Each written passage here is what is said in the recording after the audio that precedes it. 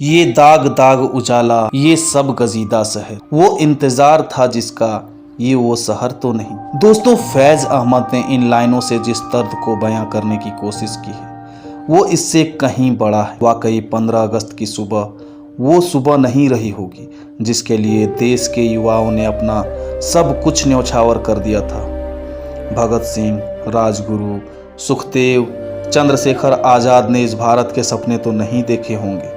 सोचिए उस दर्द की तासीर जिसने गुजियों की थाली, सेवइयों के डोंगों की अदला बदली रोक दी, जिसने हर शाम नुक्कड़ पर मिलने वाले दोस्तों की यारियां छीन ली, जिसने मुसलमान भाइयों से उनकी हवेलियां हथिया ली, जिसने हिंदुओं के लिए लाहौर की गलियों की रोशनी खत्म कर दी। दोस्तों, हम ये शब्द लिख पढ़ रहे हैं मगर हजारों परिवारों ने ये सब सहा। क्या आप नहीं सोचते कि ये सब क्यों हुआ, कैसे हुआ, कब हुआ?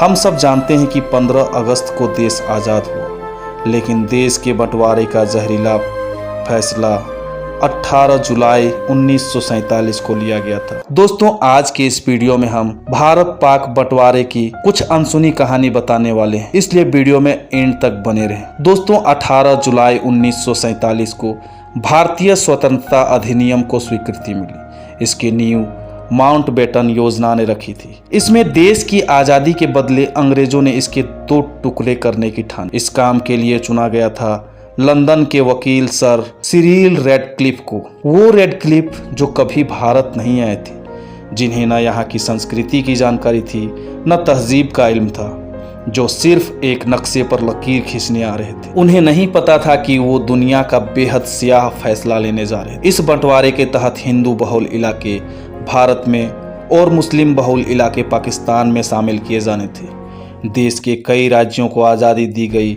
कि वो अपना पाला चुन ले। अधिकतर राज्यों ने धर्म के आधार पर देश चुना। विभाजन के बाद पाकिस्तान को संयुक्त राष्ट्र ने नए सदस्य के रूप में शामिल कर लिया गया और भारत ने ब्रिटिश भारत की कुर्सी संभाली। दोस्तों, अंग्रेजों ने फूट डालो राज करो की नीति के तहत 1906 में मुस्लिम लीग को मान्यता दे दी थी। उस समय लीग के लगभग सभी सदस्य मुसलमानों के ऊंचे तबके से आते थे। इसी तरह 1915 में बनी हिंदू महासभा भी हिंदुओं के ऊंचे तबके की बपोती थी। मुस्लिम लीग और हिंदू महासभा RSS अपने अपने राष्ट्रों पर नियंत्रण स्थापित करना चाहती थी। कांग्रेस और राष्ट्रीय स्वाधीनता आंदोलन का लक्ष्य आज़ादी पाना था। एक देश के लिए लक्ष्य अलग अलग होंगे तो राहें मुश्किल ही होंगी। इसके बाद पंडित नेहरू ने 1937 में मुस्लिम लीग के सदस्यों को उत्तर प्रदेश की सरकार में शामिल करने से इनकार कर दिया। इस इनकार ने चोट का काम किया। लीग में गुस्सा बढ़ रहा था। 1945 में शिमला सम्मेलन हुआ। इसमें वायसराय लॉर्ड वेवेल के साथ देश के बड़े नेताओं ने हिस्सा लिया। हालांकि यह सम्मेलन विफल रहा।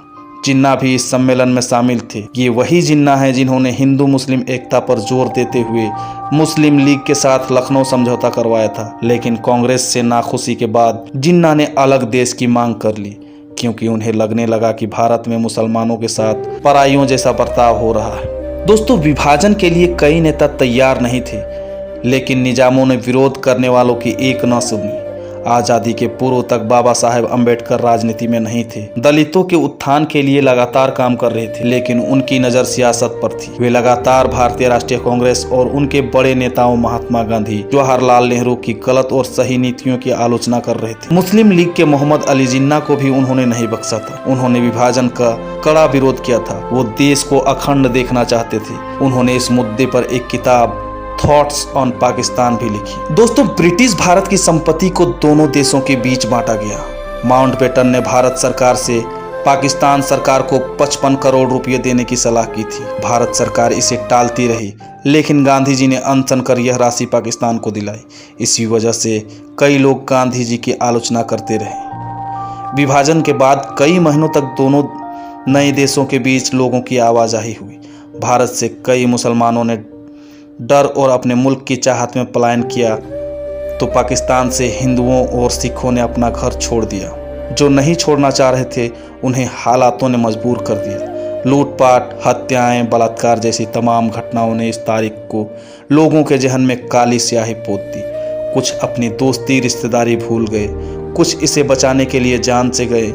बहन बेटियों की लूटी गई, जिसका दंश लोग अब तक नहीं भूल पाए। सीमा रेखाएं तय होने के बाद लगभग 1.45 करोड़ लोगों ने सीमा पार करके अपने नए देश में शरण ली।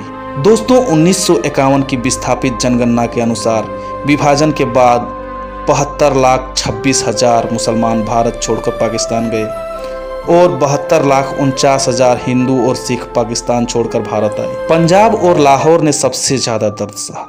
आज भी न जाने कितनी कहानियां अनसुनी हैं, आज भी न जाने कितनी दास्तानों को लफ्ज नहीं मिल सकी। आंकड़ों की माने तो इस बंटवारे में 20 लाख लोगों की जान गई, लेकिन ये सिर्फ आंकड़ा है। ट्रेनों में लाशों का जत्था, मोहल्लों में आगजनी और गांवों के पलायन में गई जानों को ठीक गिनती कर पाना नामुमकिन है। इस त्रासदी पर देश दुनिया पर कई उपन्यास लिखे गए, कहानियां गढ़ी गई, फिल्में डॉक्यूमेंट्री बनाई गई। यशपाल की झूठा सच, भीष्म साहनी की तमस, अमृता प्रीतम की पिंजर, खुशवंत सिंह की ट्रेन टू पाकिस्तान और सलमान रुश्दी की मिडनाइट चिल्ड्रन में जो दर्द दिखाने की कोशिश हुई है वो एक नमूना भर है।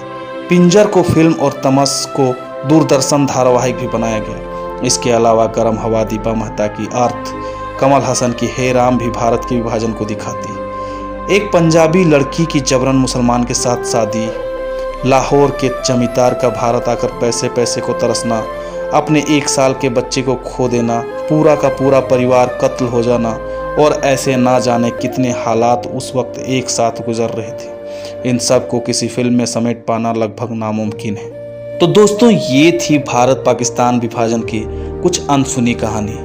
उम्मीद करता हूँ कि वीडियो आप लोगों को पसंद आया होगा। वीडियो अगर पसंद आया तो लाइक करें, शेयर करें और हमारे चैनल को सब्सक्राइब करके बेल आइकन ऑन कर लें।